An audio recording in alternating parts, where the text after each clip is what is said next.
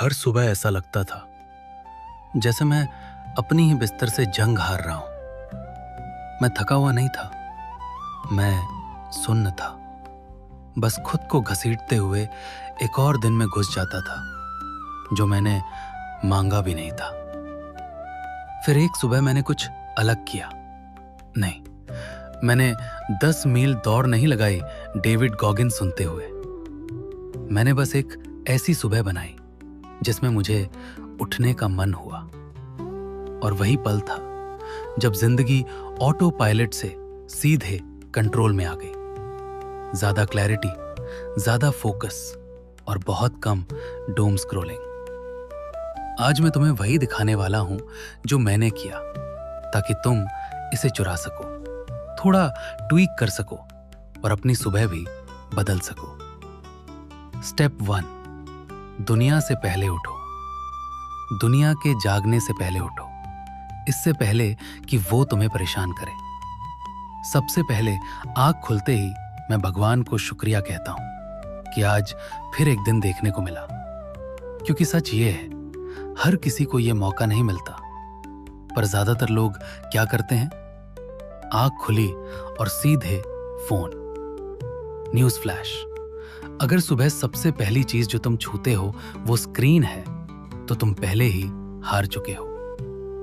मैं पहले 8 बजे उठता था और फिर भी लगता था जैसे हर चीज के लिए लेट हो गया हूं, यहां तक कि अपनी ही जिंदगी के लिए। अब मैं 5:30 उठता हूं। ट्रेंड की वजह से नहीं, डिसिप्लिन की वजह से। क्योंकि उस वक्त शांति होती है, दुनिया चिल्ला नहीं रही होती, इंटरनेट अभी तुम्हें कुछ बेचने की कोशिश नहीं कर रहा होता। बस मैं, मेरा दिमाग और खामोशी।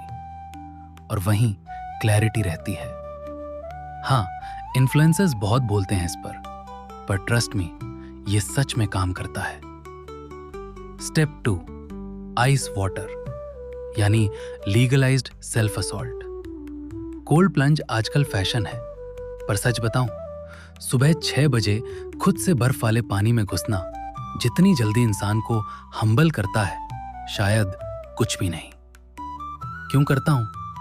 क्योंकि कंफर्ट झूठा होता है, क्योंकि ये बहुत बुरा लगता है और मैं इसे करना नहीं चाहता।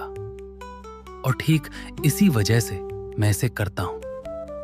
गर्म रहना तुम्हारी मदद नहीं कर रहा, वो तुम्हें सॉफ्ट बना रहा है। और सॉफ्ट इंसान स्केल नहीं करता।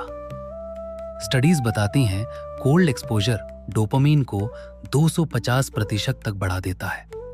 कॉफी से ज्यादा, स्क्रोलिंग से ज्यादा, स्ट्रेंजर्स की तालियों से भी ज्यादा।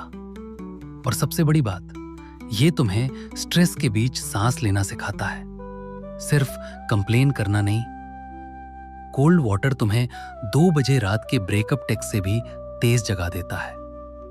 करो, नफरत करो, बाद में मुझे धन्यवाद देना। Step 3, mental realignment. अब दिमाग को सीधा करने का टाइम।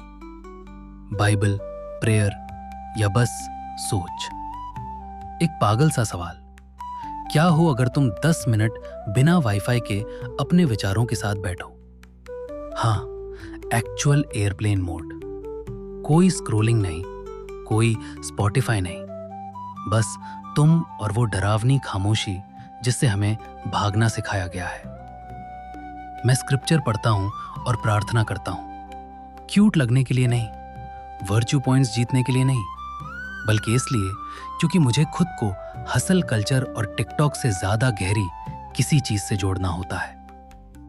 तुम्हारा बिलीफ सिस्टम कुछ भी हो, फेथ, फिलॉसफी या बचपन के कार्टून से जुड़ा कोई जिद्दी मॉरल कंपस, उससे रिकनेक्ट करो, खुद से रिकनेक्ट करो।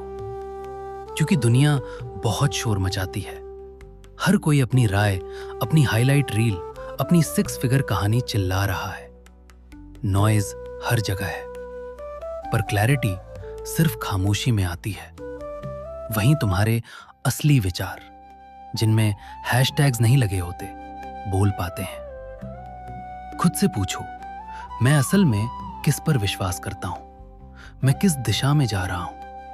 या सिर्फ उन चीजों से भाग रहा हूं जिनका सामना नहीं करना चाहता। तुम्हारे दिमाग में जवाब हैं, बहुत अच्छे जवाब, पर वो शोर में चिल्लाते नहीं। उन्हें सुनने के लिए वॉल्यूम कम करनी पड़ती है। Step 4, journaling. ये लव पोएम्स नहीं है, ये टैक्टिकल जर्नलिंग है। हर सुबह सिर्फ 3 बुलेट्स। मैं किसके लिए आभारी हूं? आज को बेहतरीन क्या बनाएगा? आज ऐसा क्या नहीं करना है जो इस दिन को बर्बाद कर दे? ये गूगल मैप्स है तुम्हारे दिमाग के लिए। बिना इसके तुम बस घूमते रहते हो, उम्मीद करते हुए कि सक्सेस मिल जाए। और अगर तुम्हारा बहाना है मेरे पास समय नहीं है, तो स्क्रीन टाइम चेक करो।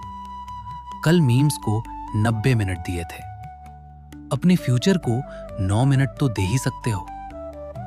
मैं ये नहीं कह रहा कि मेरी रूटीन कॉपी करो, मैं कह रहा हूं अपनी सुबह ओन करो। क्योंकि जैसे तुम दिन शुरू करते हो वैसे ही जिंदगी चलाते हो। तुम्हें नया ऐप नहीं चाहिए, तुम्हें नया अप्रोच चाहिए। कल सिर्फ एक चीज ट्राई करो। अगर तुम 1% ज्यादा अलाइव लगे, 1%